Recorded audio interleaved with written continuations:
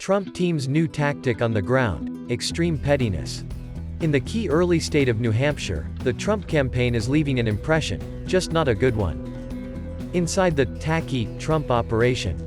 In early nominating states like New Hampshire, 4th of July parades are a time-honored staple for presidential campaigns, an all-American opportunity to show not only patriotism but support for their candidate. For two over-eager Trump campaign staffers, however, a marquee 4th of July parade in the crucial state was an opportunity to do something else: cut to the front of the parade line.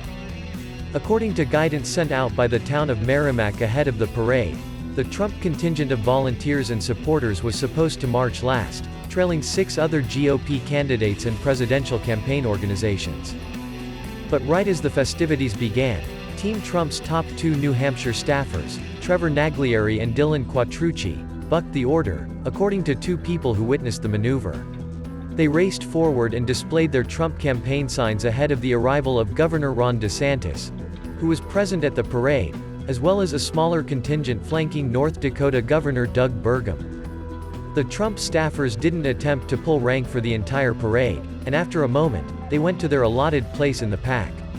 But the move left an impression among plugged-in Republicans, who were buzzing about the slight in the days following the 4th. They had to be there, Dylan and Trevor, front of the line with their Trump signs. A well-connected New Hampshire Republican who witnessed the juvenile display told the Daily Beast. They should have been down there with their team. I mean, that's just tacky. The Merrimack dust-up wasn't the first time Trump's campaign staff and volunteers have made such an impression in the all-important early primary state. Between petty provocations, muddled campaign organization, and phoned-in approaches to key events, the former president's operation has sparked questions about whether it is built to win New Hampshire, or is merely on cruise control. Last month, for instance, Trump's top 2 New Hampshire men were sent to work a key event, the Belknap County GOP's first-in-the-nation cruise, but largely watched while other candidates and campaigns courted the crowd, according to 2 Republicans who attended the event. As rain came down on Lake Winnipesaukee during the hours-long boat cruise, Naglieri awkwardly sat and looked at his phone for much of the evening, while former state GOP chair and Trump supporter Steve Stepanek almost exclusively talked to people who already backed Trump. Meanwhile, other campaigns worked the boat hard, none more so than Vivek Ramaswamy, the entrepreneur and anti-woke activist, who serenaded an elderly woman with a happy birthday song, according to a source on board.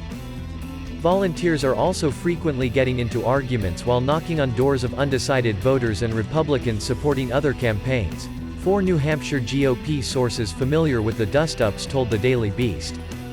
They are so busy picking fights and alienating people, said the Republican from the Merrimack parade who worked for Trump in both 2016 and 2020.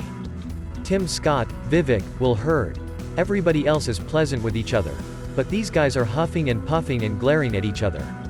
They don't know how to play nice in the sandbox even though somebody else has a different toy.